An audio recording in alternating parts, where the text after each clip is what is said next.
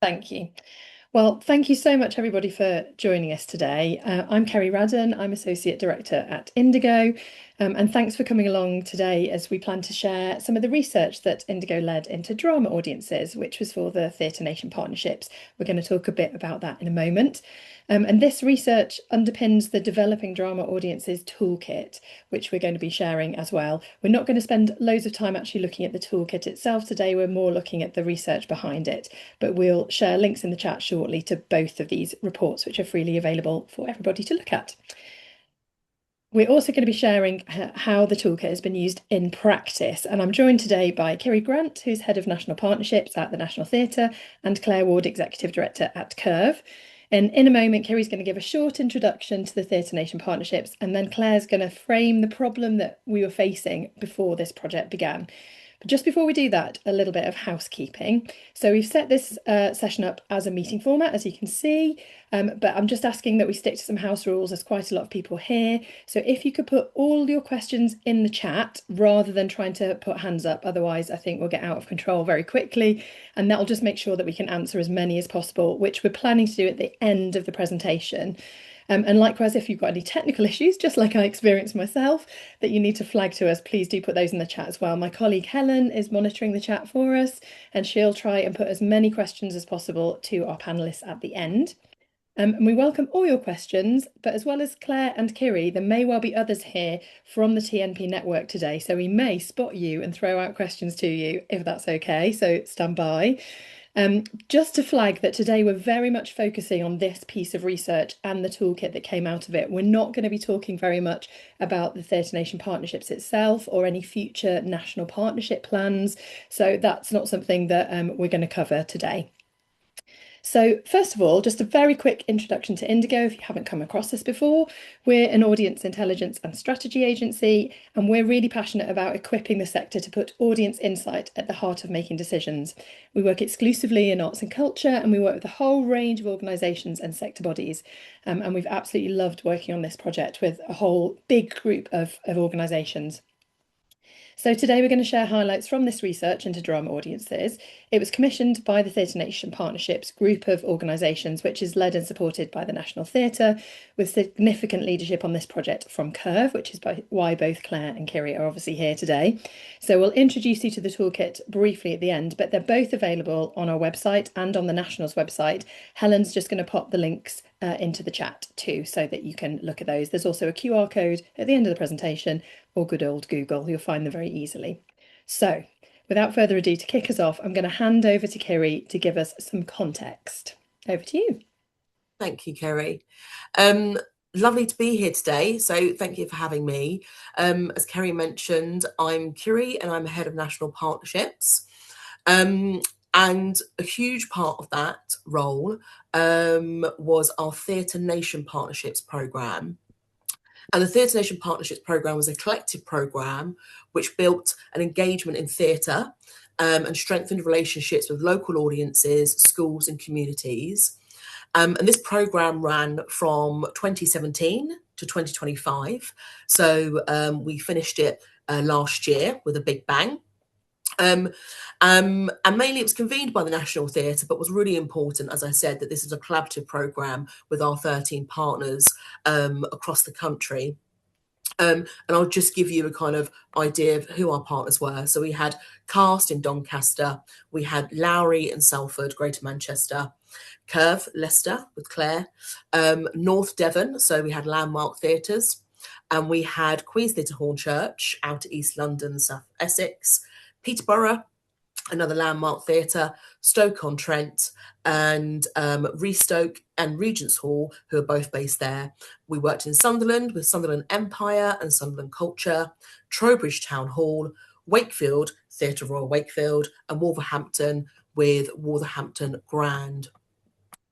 And that was a really great collective of commercial, non-commercial, producing houses, non-producing houses, and a really great set of groups for us to think about how we could work closely with our communities, schools, and like I said, audiences. Part of that was us to look at, okay, drama, and how do we rebuild those drama audiences from COVID? And this is where we started looking at mid-scale and thinking about how we could tour amongst the partners a mid-scale drama specific piece. So we did 3 of those. In our first year, we did Soccer Punch by Roy Williams. We did My Beautiful Laundrette, which was a remount, which was produced by Curve in Leicester. In our last year, we did Handbag by Maura Buffini. So a really great collective there of theatre and drama for us to take around the country. And part of that, we also had working groups. So it was a time also for that peer-to-peer shared learning. And one of those groups was looking at audience and marketing in particularly. And again, as I said, with that focus on how do we bring audiences back into the theatre to get really excited about drama. So from that, we've had quite a legacy of work, and this being one of those brilliant legacies, creating that drama toolkit and research to think about how we can engage with audiences and what we have learned from that. Fantastic. Thanks, Kiri.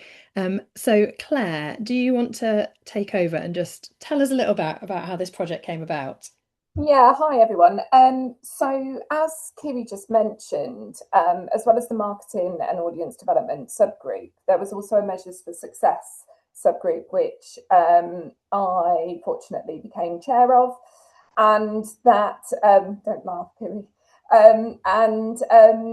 We were awarded as part of the funding received for Theatre Nations partnerships. We were awarded a research grant, which was really vital to shaping a key element of Theatre Nation partnership. And therefore, we had a big group discussion with regards to really trying to find something that would benefit all the partners collectively, but also stand out within the industry and make a real impact. And tying in with the mid-scale tours of the 3 titles which Kiri's just mentioned, we really felt that this was a real opportunity to look at drama and look at drama audiences.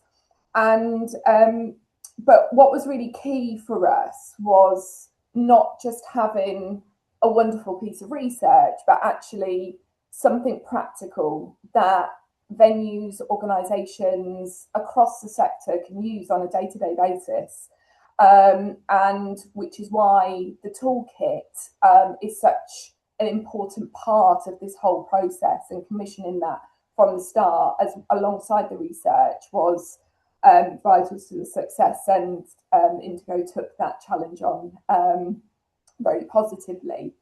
So I think the challenge, I think drama can sometimes have a bad reputation across the industry in terms of sales and financial targets. And I think that predates pandemic as well. You know, I've been around for more years than I wish to admit to, but drama sales has always been, for some titles, a bit of a challenge in comparison to what we were looking at with musical theatre audiences. So I think when we really started to sort of unpick the challenge and the problem and the question that we wanted to answer, it actually came really easily and really naturally to the Measures for Success group. And I think we all got really excited about it. And I'm delighted that we're going to share the research findings today. I'm hoping that some of you will look at this really positively, and actually it will reframe your thinking in terms of where the opportunities are, and then how to usefully use the toolkit to aid departments across your organisation. So I'll hand you back to Kerry. Thanks, Claire. So we'll start to dig into the results, but it's worth saying that because, as Claire outlined then, it's a universal problem and a universal question for people. So it wasn't only the organisations that Kiri just went through who were part of the TNP group who took part. We actually reached out beyond that as well. So over 22 organisations ended up contributing to the research. So a big thank you to all of those who shared either sales data or sent out surveys or contributed their own thoughts, experience, etc. So I think it's a really helpful picture across the country of how people are feeling, both audiences and organisations. So with this research, as Claire said, we wanted to answer some key questions. We wanted to understand, first of all, audience behaviour in relation to drama. So test the facts, test our assumptions and see what was really going on. We wanted to dig a little bit deeper into attitudes and motivations around drama programme, including the barriers that prevented audiences from coming. So we know there were audiences who were coming to musical theatre, as Claire said, so maybe they could shed a bit of light for us on any resistance in coming to drama. So we use those almost as a bit of a kind of control group comparison. And then finally, we wanted to look at some of our preconceptions about what drama meant to people, including thinking about exploring it in other contexts, particularly TV. Maybe there were things that we could learn from if we looked at kind of adjacent areas. So to try and answer this, we tried to approach the problem from different angles. So first of all, we looked at actual sales data. So we weren't just relying on audience opinion or our own kind of perceptions to recall, what was happening. We also focused at the time on the tour of My Beautiful Laundrette and did a kind of case study of that in process. We then sent a big survey to audiences from a sample of those TNP venues and also to the Indigo audience panel, which is a group of about 17,000 arts engaged people who've proactively signed up to take part in audience research there across the UK. And then we also ran a handful of focus groups to kind of dig a little bit deeper again and try and colour in some of the outlines. So we obviously went into it with some assumptions. Like the venues that we're working with, most of the Indigo team have also worked in venues for a long time. So when we all talked together, we did have some kind of common hypotheses which emerged, as you can imagine. And some of these were things like what I've called the star casting hypothesis. So the only way you're going to get people to drama is with star casting. Then we had what I've called the disengaged hypothesis. So people who don't come to drama tend to be people who just don't really go to theatre that much. That was one of the assumptions people had. There was also this kind of decline hypothesis that drama audiences were sort of falling off a cliff while musicals were thriving, especially post-pandemic. And then there's the distinctiveness hypothesis, that there was kind of such a thing as drama audiences. And we spent a lot of time at the beginning talking about this thing called drama audiences and that they were very distinct and different from people who don't come to drama. And that really underlined the whole project and how we talked about it at the beginning. So what did we actually find? So first of all, we started by looking at sales data, and we had sales data from 11 of our venues from across the last 5 years. And the first thing that struck us was actually the sales picture wasn't quite as obvious as we'd assumed. So these figures are based on data from those 11 venues from 2019 onwards, and they show positively good post-COVID recovery for both musicals and dramas. Musicals are tracking ahead with the red line, drama and the blue line. This is based on capacity achieved to try and flatten out differences in pricing and size of auditorium. Of course, there's lots of other confounding factors in terms of things like lengths of run and whether things like that have changed. But it's interesting to see that it's not quite as dramatically different a picture as we might have assumed. The big difference, or the big thing we noticed about drama is there was a lot more variance in drama than in musicals. So that might really explain why we sometimes feel drama is a bigger risk. It feels less predictable. We also saw this kind of variance within the ticket price as well. So overall, musical theatre was commanding a much higher ticket price than drama. So the average on these charts, the little crosses in the middle of the yellow boxes are the average price paid across all of the musicals and dramas that we looked at across those 11 venues. But you can see with drama that that yellow box, the kind of where the bulk of the pricing fell, was much, much lower than musicals. The interesting thing is also the spread. So at the top of those drama lines, there's a few dots, and those are the kind of outliers where they could command a higher price. And those outliers tended to be big West End hits or famous kind of comedies, as well as some film and book adaptations. So a lot more variance and more unpredictability in drama. However, we started to look at audiences through the survey, and we started by going into it again with this idea that there's kind of drama attenders and non-drama attenders, and we compared drama and musicals again to give us something that's sort of the most adjacent experience, even though we knew there were kind of differences in outcomes. And again, this started to debunk even more of those myths, because there didn't seem to be such a thing as a drama audience, which is what we often talk about. In fact, almost everyone who responded to the survey went to both types of work at some point. And interestingly, many of them were much more fluid in the language that they used than we are when we talk to or about audiences. So they use words like play or drama just as much to describe an opera or a musical as what we might think of as drama traditionally. So it's really easy to fall into this trap of talking about drama audiences when actually they're much more complex than this. There's far more nuance in how we should kind of speak to people. Having said that, for our purposes, we kind of wanted to highlight the differences. So we focused on the sort of two edge cases. So the quarter of people who either only attended drama, not musicals, so they're the kind of indigo-y colour, or who rarely or never attended drama at all. So that's our non-attenders, as we've called them in red. They might occasionally come, but only very occasionally. And we've used those two colours for those who like colour coding all the way through to distinguish our drama attenders and our non-attenders. But please keep in mind that there are 3/4 of people somewhere in the middle. But what we're hoping is we can sort of learn from the extremes to inform what we do for all audiences in terms of increasing overall drama attendance. So, having said that, who attends drama? Are there any differences? We presume they were very, very different people. We know loads of them overlap in the middle, but if we look at those edges, of course, there are differences in their profile, and probably none of this will surprise you. So, drama audiences tended to be older than those who didn't attend drama. They were less likely to be from the global majority. They were less likely to have children at home. They had a higher income. And interestingly, they were less likely to be disabled. So, not too many huge surprises. And again, when we looked at how often they attended arts and culture, drama attenders were much more arts engaged in comparison to drama non-attenders. So well over half of drama attenders were engaging in some sort of arts and culture at least 4 times a year, compared to a quarter of drama non-attenders. And their interests in what they went to see seemed to vary as well. So drama attenders, as a reminder, that's the indigo colour, seem to be much more likely to say that they attended stand-up comedy regularly compared to non-attenders, which was quite interesting. Whereas non-attenders were much more likely to say that they attended panto or they attended music gigs or tribute acts. So there were definitely some differences there. However, it's one of those things where actually there's a lot more in common as well between these two groups of people. It wasn't that they were necessarily completely distinct groups. So the preferences and motivators were not as different as we might have expected.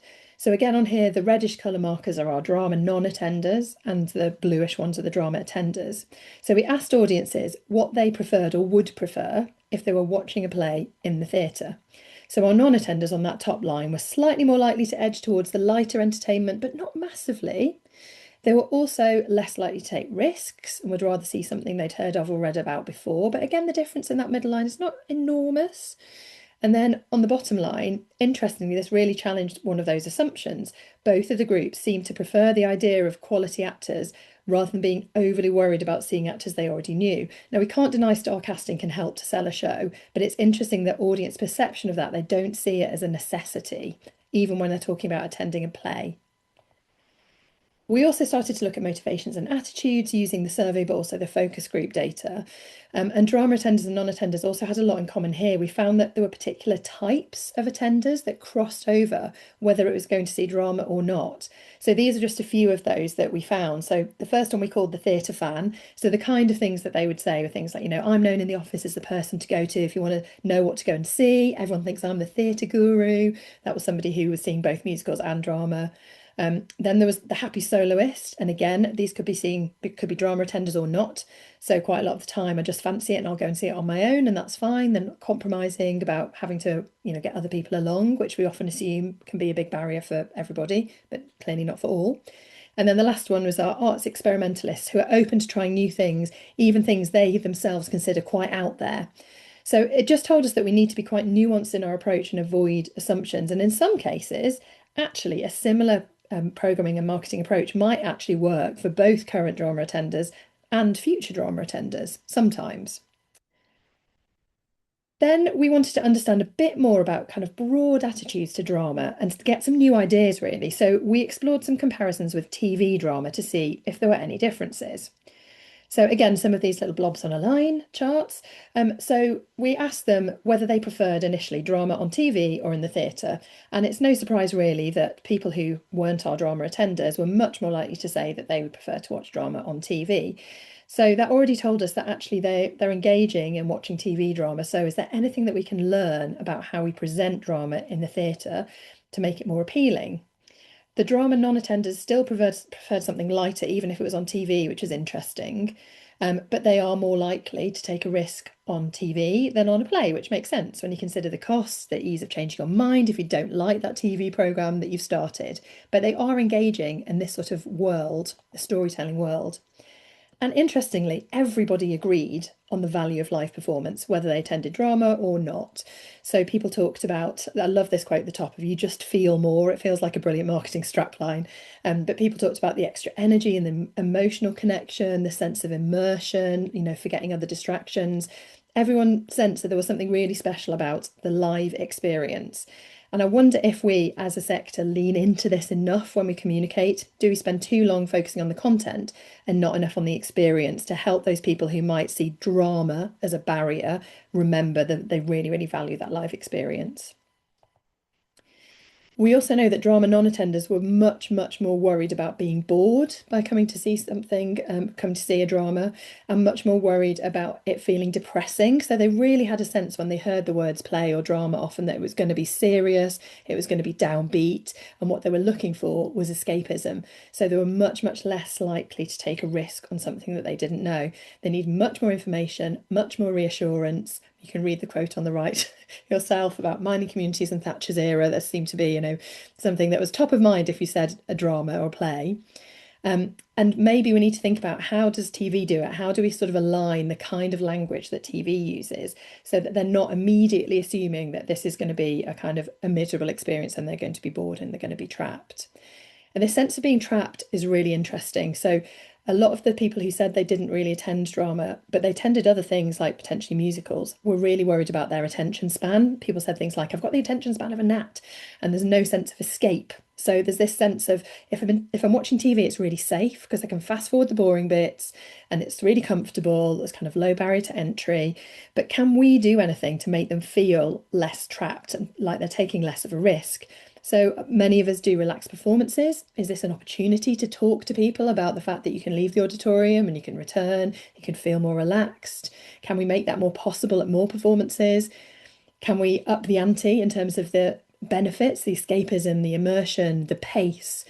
Given that those non-attenders do watch drama of all kinds, from thrillers to soaps, how can we sort of use their language and use the things that matter to them to connect our productions better with them?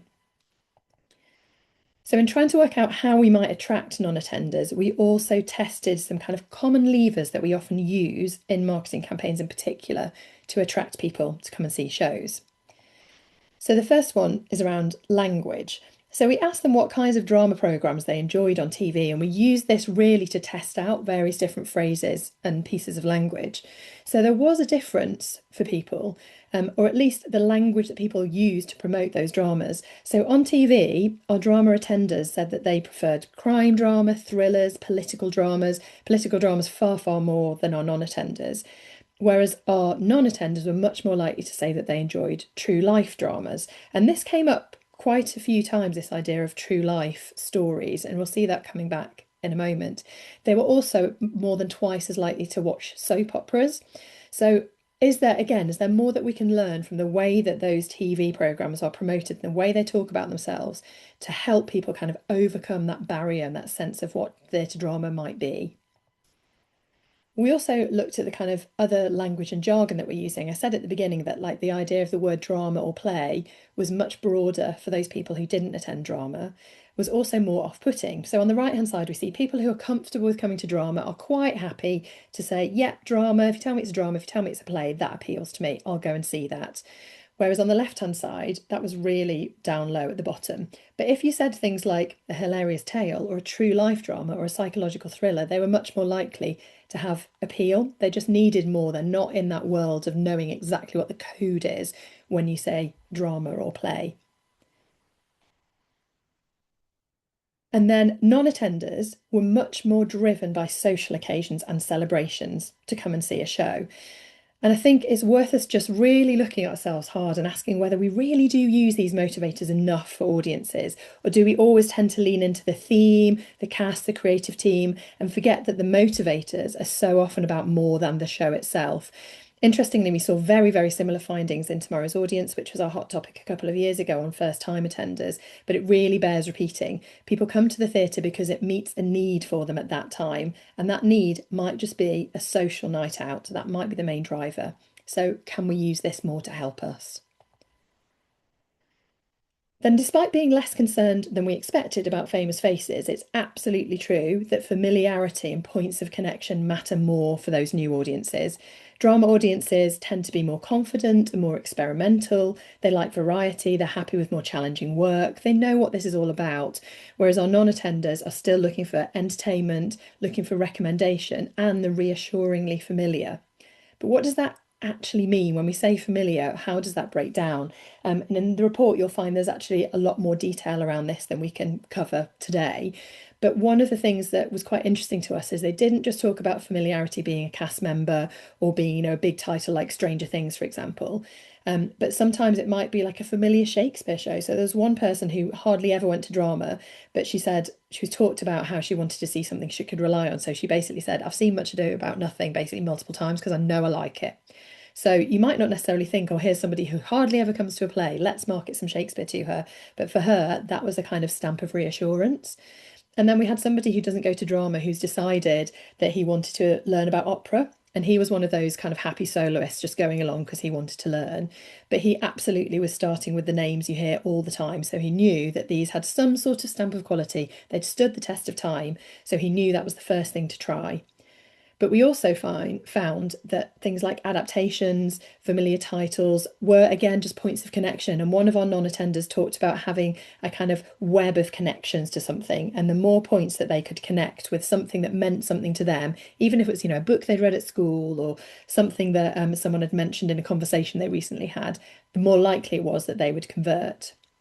The one that really surprised us was this idea of local stories, and this connects again back into that true life drama sense. So we had some people who were they called themselves theatre haters in the group.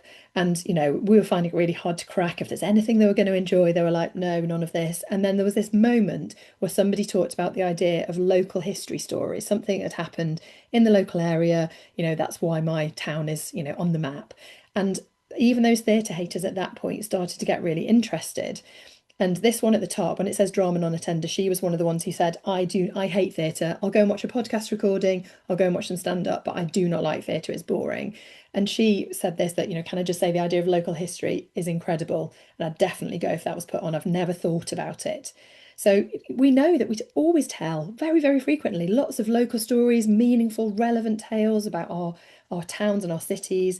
But are they hearing that? Because the type of language they're expecting are things like true life story.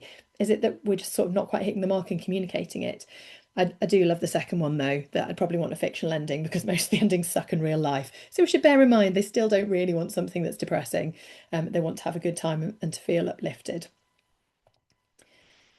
Then we also tested a few other levers for new drama audiences, things that are kind of in our control and that we often try out and assume are going to help us. And the first one of those is price. So it's absolutely true that non-attenders were much more price aware, were more price aware, but not actually by much. So there wasn't vast differences in terms of a sense that pricing would encourage me to book. The ones that maybe slightly stood out ahead of the drama attenders were pay what you can and a money back guarantee, which is quite interesting. And lots of them could talk about different season savers and things in their local theatres. And maybe again, it's something we can leverage a little bit more where if you do have a subscription model or those kind of, buy 3 and get a 4th show for free, could that be the drama to help reduce all of those risks and encourage people to give it a try? And even that money back guarantee, it's interesting. What would happen if we said to people, if you don't like this show, it's the first time you're coming to see it. We wouldn't say it to everybody, of course, but first time you come to see it, if you don't like it, leave at the interval and we'll give you your money back. Are there other levers we can just pull to help people feel like this is less of a risk for them? And that's what we need to do to get them over the threshold, because we know they'll probably love it when they're there.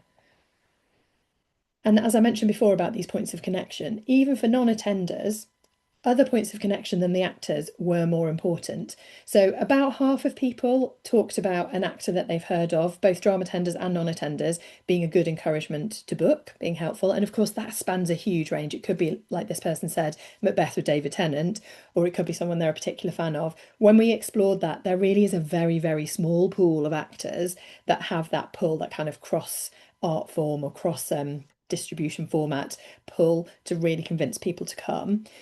Whereas actually, when we look at our non-attenders and what they talk about, one of the big differences versus attenders was this idea it's previously been in the West End. That suddenly opened up a bit of a gap. And we know that from talking to them, a lot of that is about that sort of stamp of reassurance. If I don't know what it is, and my friends haven't told me about it because they don't know what it is because they don't go to drama, what can I get that's some sort of stamp of reassurance on it? Interestingly, that was of more value to people than reviews. So they were much more likely to go, okay, it's been big in the West End, or I've heard of the title. There's an actor in it that I'm a particular fan of, a specific fan, which was, although that was very important to people, was quite unusual to find. It's an adaptation, it's an interesting theme or story. These are all more valuable than seeing good reviews, which is surprising, I thought. So as we said, these West End transfers reassure. So we gave them a few different strap lines that we might want to use on things and said, which of these things would actually make you more likely to book? And again, at the bottom, we've got a review there. And our drama non-attenders, they see it as slightly more reassuring and useful to persuade them than our drama attenders, but not a lot. Whereas this direct from London's West End was a huge kind of stamp for them. So obviously we can't always have drama that's direct from London's West End, but how could we sort of create that sense of sort of a stamp of quality in their mind or reassurance that a lot of people have seen this and it's been in, a big important theatre, or whatever the perception is for them. For them, as you might expect, creative team has much less sway. They don't have those points of connection necessarily, that they really understand drama. So an award-winning writer and director or writer of a great TV drama that I've seen isn't necessarily enough to really encourage them to book in comparison with other ideas. So that's a kind of whistle-stop tour through some of the highlights of the research. This is just some shots from the toolkit. So the toolkit uses that audience insight from that primary research and from the venue's experiences. There's lots of case studies in here to create ideas and inspiration for each stage of the process of planning a campaign through to having the show on stage, to just really enable people to go through that systematic assessment of whether campaigns are meeting the needs of non-attenders. So the aim is that it's full of ideas that people shared with us during the project, short case studies, suggestions from how we might turn the insight that we gathered about audiences into action. The idea is that it's a live process. And one of the key things is about how you then turn this into something useful to use. So I'm going to hand back to Claire now to talk a bit about how the whole of TNP did this on the tour of Handbagged. So Claire, back over to you. Great, thank you, Kerry. Do you want us to stay on this page and then I'll just do a bit of a pre-waffle. So I think what was when we were going through the research and toolkit development process, we were nearly the end of our journey when we started our producing journey for Handbagged, and it seemed like such a ideal opportunity to sort of start testing some of these findings. So I worked really closely, whilst Queen Theatre Hall and Church were the lead producers, I worked really closely with the artistic director there, Alex, and the marketing department to really work out how we could sort of guide each of the receiving venues for the tour in order to test the research and use the toolkit. So nothing I'm going to say in the next 5-10 minutes is rocket science, but I'm hoping that what it does is it really frames what Kerry's just talked about and how we can practically use this as marketing departments, as organisations going forward. And I think because what's really a challenge is sometimes, and I know from having a marketing background, how busy all departments are, but this is an opportunity to stop and think.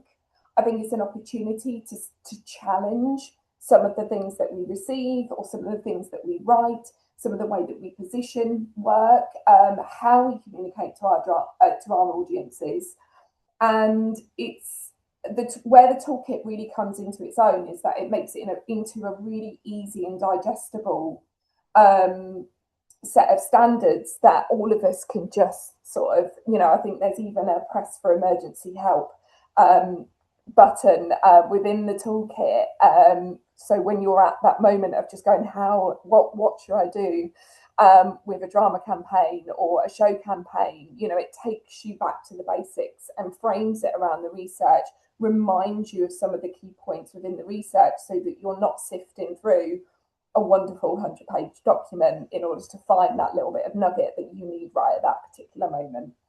So, so for Handbagged, we produced a 10-step guide, which was quite a challenge. It's not, it wasn't, universally received positively. There was challenge, there was conversation, but that is the whole point. We need to be talking more as an industry and sharing our learnings. So, but I think what I'm going to do is I've summarised them down into about 7 tips. But I'm just going to go through some of the things that we used and then also then refer to the Handbag campaign and talk about curve success in how we used these top tips, but also then the success that we received in particular for Handbagged. So the first one is about language. It leans into familiarity, which Kerry has talked a lot about, and it's about our jobs as marketeers in particular to really challenge some of the specific words, how we're talking to audiences, and really look at what we're pulling out and how we're using our show copy to speak to audiences. So one of the things that we did for Handbagged quite early on is actually we added a tagline. The show artwork was beautiful, the copy was great, but actually really didn't pull out the fact that this was a comedy.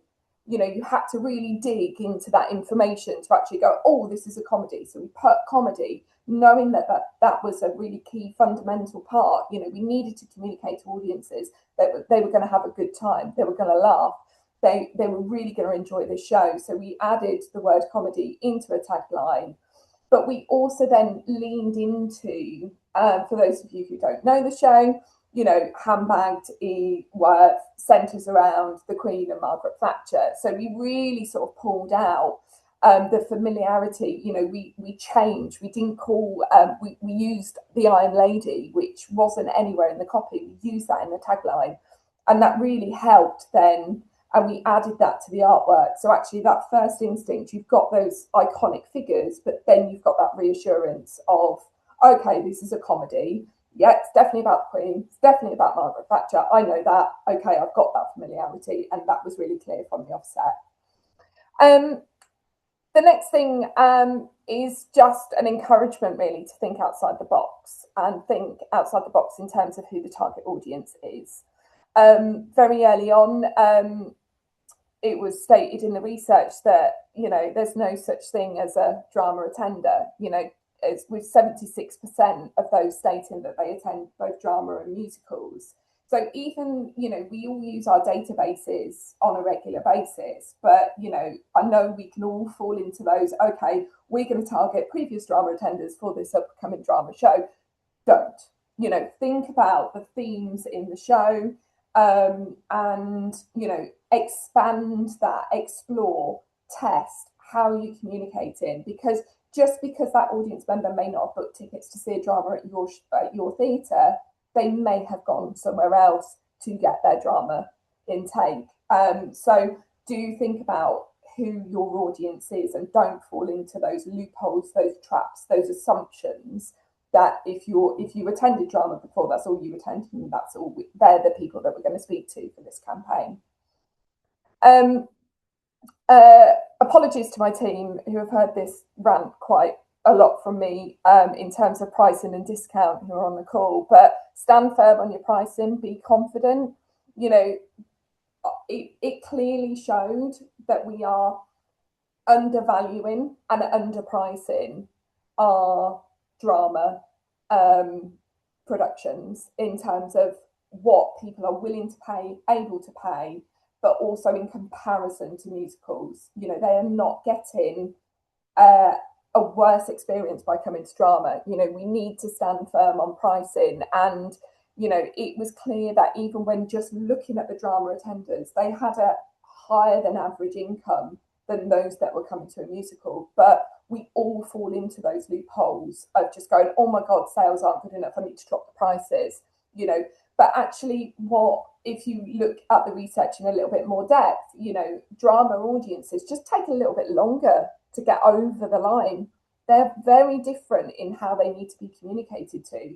They need a few more touch points. You know, you might not get that sale just by sending that one e-flyer. They may need a follow-up on social. They may need a second e-flyer. They may need that brochure during the post.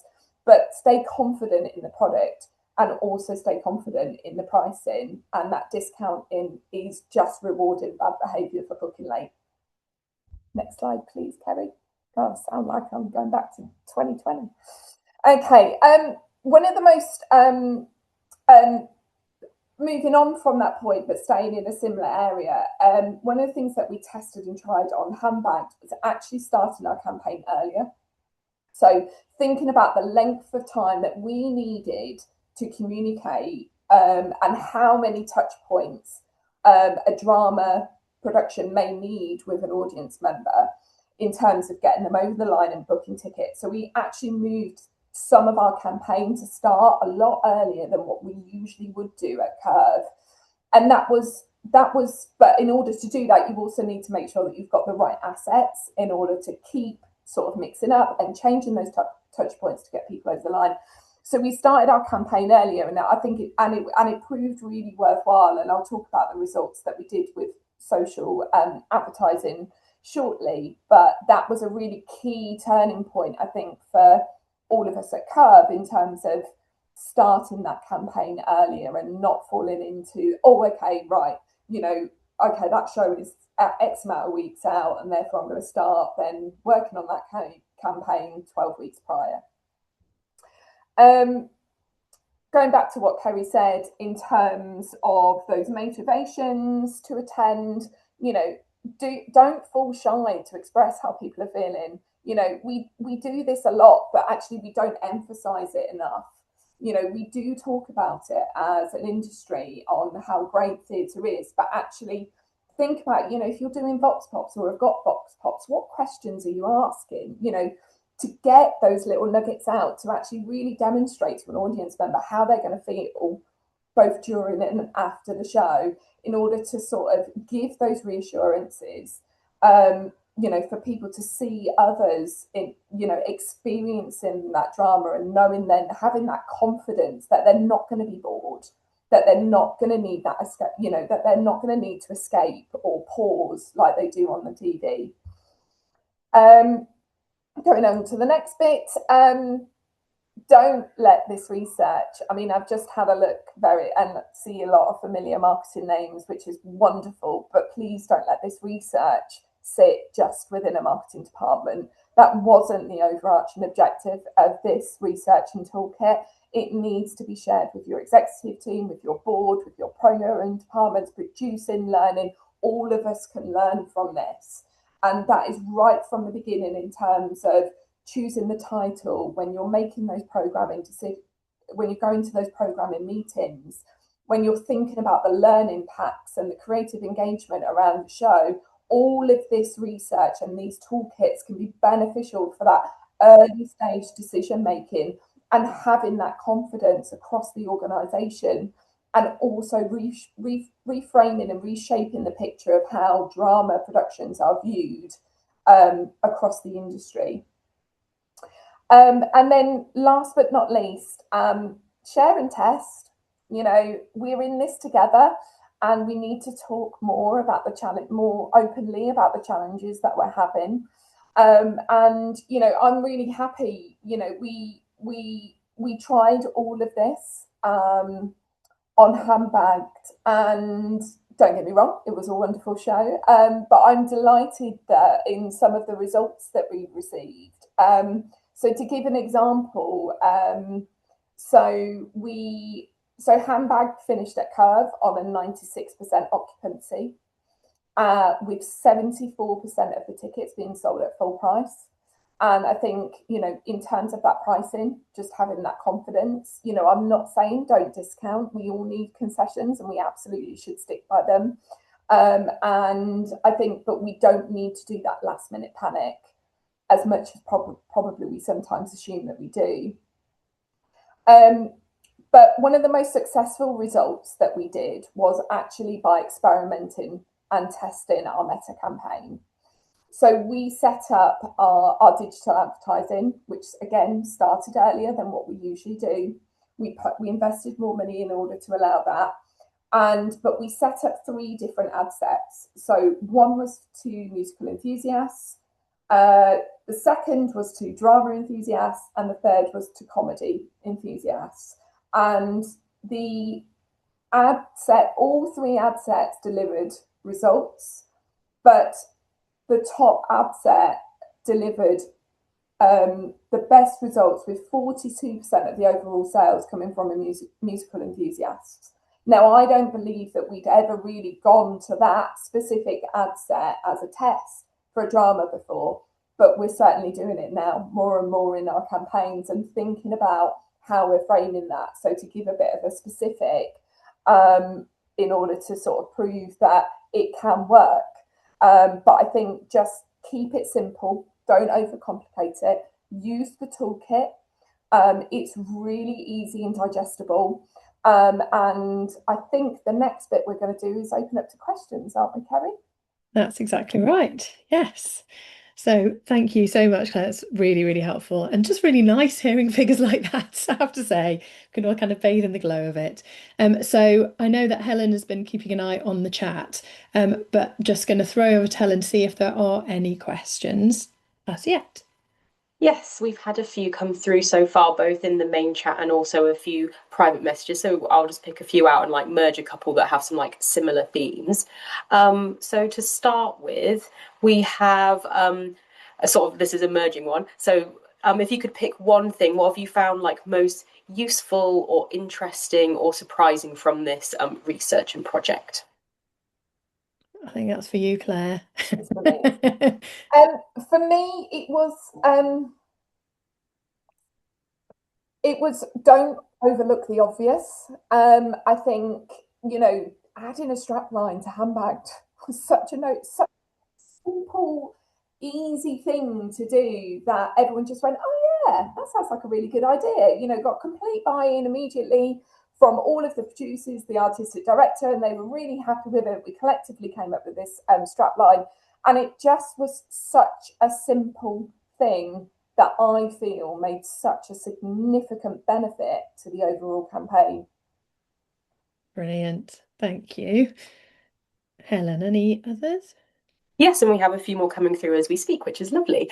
So we have one from Hannah, which was, it looked like drama pricing was £10 to £20. So how does this link to the earlier slides about discounts and price points? I don't know if that's more specifically about like price sensitivities of drama attenders and non-attenders and that kind of point, because this was when, Claire, you're on the slide about top tips and talking about being brave and standing firm on prices.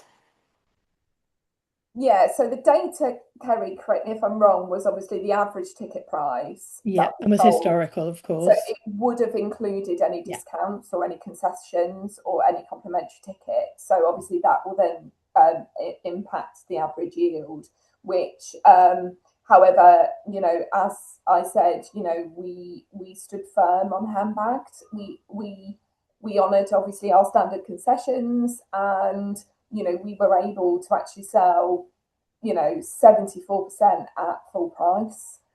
You know, price was not a barrier for attendance. And I think that is just the important part, is price isn't necessarily, actually don't come to price as the first thing you need to fix.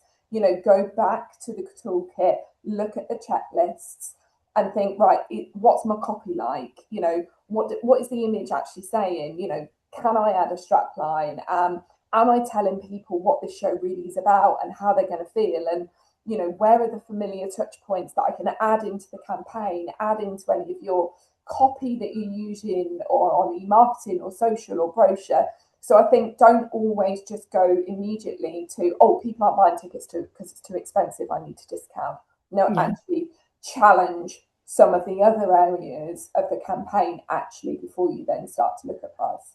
And I think that data just shows the danger of when we look at our data historically, we think, oh, that's all people will pay. But actually, it's not necessarily all people will pay. It's just what they ended up paying. So, it shows that there is a big gap between musicals pricing, where, as we say, we might have lots of non-drama attenders, but people who are coming to the theatre, and then what we're doing with drama. So, in a way, it also points to the possibility of some headroom in that. And some of those outliers were really high price points, or not price points, sorry, average yields. So it is possible to be more confident. The data's weirdly, even though it looks lower, is kind of telling us there is potential to be more positive. Lovely, thank you. We obviously, I guess we have a lot of marketing people here. We have a lot of marketing questions. So I guess to sort of summarize some of the aspects, but I can pick out a few specific ones. But I guess as this toolkit is sort of being aimed at marketers and programmers, is there a place that you would recommend starting? Is it like the messaging and the USPs and the framing of the show in particular, or is it what's being programmed, or is it more chicken and egg? I think look at all of it. I think in terms of, and I think that's why it's so important that this doesn't just sit as a marketing toolkit. It's an organisational toolkit that needs to be used widely. So I think sharing this internally is really, I took the findings in the toolkit and did a bit of a summary for our board of trustees here at Curve, and it opened up such wonderful conversations and questions. And I think that's the starting point, actually having the conversation, because all of us are all in very different positions in terms of where we're programming and how we're those decision making processes. So I think actually just having the conversation is actually the most important start point, and then using that to then inform some of the other decisions like that are later down the line in terms of your copy, your assets. And I think, sorry, Helen, I'm looking at the questions as well, and someone's asked about how you challenge an external producer with regards to something that you've given. Have the conversation, share the toolkit, share the findings and say, look, test stuff. Ultimately that producer is going to want to sell tickets. That is going to be the auto and get as many people in their audience, so they may be willing to test things out with you if you're willing to invest the time to reframe and challenge. And sometimes, when I say challenge and look at the language, you might just change one word. Please can I remove the word political, because actually I think that's a bit of a barrier to our audiences, and I'd like to test it. And all of us can do A/B testing in terms of that in terms of our marketing channels. So start the conversation. I think that that's going to be the most important thing. I think as well, picking out obviously, like you're saying, you're reading them as well, like with Amy's comment about having approved copy from producers, or whoever might be a touring venue or a particular touring company, and sort of thinking about how you might approach that in terms of buy-in with the testing. Have the conversation, use the research, use the toolkit as a leverage. This is not just Curve's research, this is not just the National Theatre's research. This research has been informed by the industry as a whole. Kerry talked about the number of venues that contributed their data in order to inform this research and the development of this toolkit. So it's not just coming from one venue. We wanted a really good snapshot of drama attendance from across the UK, and that's what we achieved. I do think there's, coming back to what's at the heart of a lot of the work that we do is that idea of the collective power. I mean, it's not going to be an instant fix to speak to a visiting producer and go, we're going to fix this by waving this magic wand. And they're going to go, yeah, brilliant. But actually, if we're all starting to sing from the same hymn sheet and asking the same questions, then hopefully in time it starts to chip away and you start to find those little chinks where you can try and test something new with openness and saying it might not work, but we're joining you on this testing journey. But I think it's having that confidence and not just feeling sort of like there's no way forward. because, at least there's some evidence you can try and present as to why you're asking for that. You're not just being awkward, you're actually asking it for a reason. Another question we have is a bit more about like the application of the toolkit, which I thought could be helpful to pick out. So this is from Jess. We're a small multi-arts venue and rarely have a run of shows. Trying to plan a campaign for each one feels daunting. Will the toolkit work for one-offs? Absolutely. I love that nice quick and short question. and sweet. There is an element in there in the toolkit which is a lot about the storytelling of the venue and basically brand building. And it can be really hard and budgets can be really tight. But actually, a lot of what we've been talking about today is about building that long-term trust in what you're programming and what you're talking to people about. So that's still really relevant, and actually getting off that hamster wheel of you've just got to talk about what each play is about. And hope that one of those themes hits the mark with somebody, actually working out a way of saying, how is this part of our overall story? And picking out, for me, a lot of it when we work with venues is picking out those kind of hero moments where maybe it is a local story, there's an opportunity to hook more people in and really investing behind that one or those moments. But I mean, it's not easy, is it? Let's not pretend. It's not easy. But maybe, starting to use some of those ideas, I think you can pick and choose from the whole toolkit, and trying some of them and seeing if any of them would work in your situation. And please do keep sharing that. So as a sector, we need to keep learning about stuff that works in different contexts. Yeah, and I think, as I said previously, it's just an opportunity sometimes to just stop and think and actually challenge your own assumptions, but also allow the research in the toolkit to inspire creativity. We are all creatives on this call, and we need to unleash that creative power within our marketing. And actually, this is where we need to sort of be braver and start testing and exploring new avenues and not just doing the same thing. And doing the eat, sleep, rave, repeat for every single show that we receive. It's about looking at it as an individual show and going back to the basics and challenging our own assumptions. Brilliant. We've probably got time for one more, I reckon. I was just about to say that as well. Excellent. Because obviously, apologies, we're not going to be able to get through all the questions today, and I was just trying to like group themes. Because obviously we've had a bit about pricing and a bit about like marketing and comms. But one I thought could be interesting, because obviously it was talked about during the presentation in terms of like TV and TV drama. Sarah asked, how can theatre learn from TV and other mediums while still retaining theatre's core characteristics? I mean, from the data side of it, I think the thing is that we came to this project going, let's just be bold. We never look at other stuff. We always think we're special and we're different. And the joy is that we actually are, and that people recognise that we're special and that we're different. And there is something unreplicable about the live experience. And so that, we can really, really lean into that. But I think a lot of the TV stuff was about the language.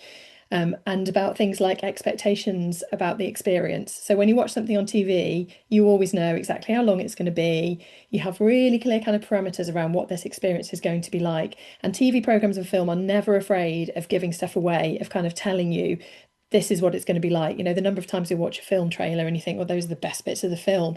I think still in theatre we can be really, really coy about sharing that and think, oh, but they have to experience it live, otherwise it spoils the whole thing. There's no evidence from other industries that that is true. So I think there's lots of things that we would have to be quite brave to look in the eye and say, actually, in other mediums, they do this well, particularly for new audiences where they need, as Claire was saying, more run-in, more information, more touch points, more reassurance.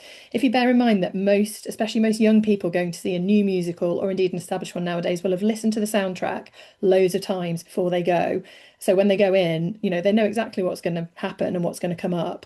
But with drama, we tend to sort of conceal it and go, oh, yeah, but you've got to experience it in the moment. So I think there's a lot more confidence we can have in sharing more. And not feeling like it just all has to be hidden in order for them to have that emotional response, because it really doesn't. We can give them a bit more reassurance, a bit more hand holding. Don't know if you'd agree, Claire, if there's anything else that absolutely. Thank Brilliant. you. That really clarifies my questions, and thank you very much. Thank you. Brilliant. We've kind of run out of time, bang on 12 o'clock. really appreciate you taking the time to come along. We will circulate round recording. We will circulate round slides, but actually this is only a subset of the full research report, which is available, as we said, through the links and through the QR code that was on screen a minute ago. And if you've got any questions or anything, please do get in touch with us at Indigo, and we can signpost you. info@indigo-ltd.com is our email address. Many of you know us already. And thank you so much for all of your questions. We will also look at those and think about, whether there are other things that are useful to respond to, maybe in a kind of a more informal way. So really lovely to see you. Enjoy the rest of your day, and thanks again for coming along.